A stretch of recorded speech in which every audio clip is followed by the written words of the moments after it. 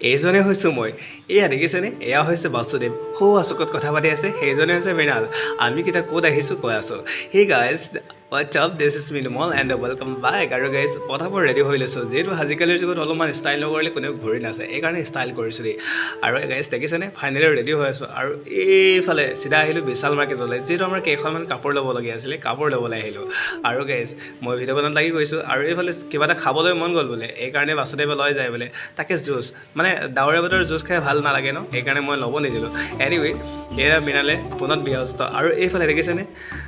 লিভত যাবলৈ ৰেডি হৈ আছোঁ কিন্তু মৃণালে গায়বটো হৈ গ'ল ক'ত বা থাকিলে আৰু হেৰাই থাকিলে আৰু তাৰপৰা চিধা গুচি আহিলোঁ কিবা এটা খাবলৈ আৰু মৃণালে মোক কৈ আছে খোৱাটো দেখাবলৈ এনিৱে তাৰপৰা চিধা মেলা চাবলৈ আহিছিলোঁ আৰু এয়া দেখিছেনে মেলাত লগ পালোঁ আমাৰ কুচেৰেক আৰু কুচেৰে ক'লে কিবা এটা খাওঁ বোলা মোৰ ক'লোঁ আৰু নকওঁ ন খোৱা বস্তু আৰু লিফ্টত গৈ আছোঁ দেই আৰু বাসুদেৱৰ প্ৰথম এক্সপিৰিয়েঞ্চ ভয় লাগিছে বুলি আৰু মৃণালে ভাবিছে ইয়াৰ পৰা আমি স্বৰ্গলৈ যাব পাৰিম নাই এনিৱে বা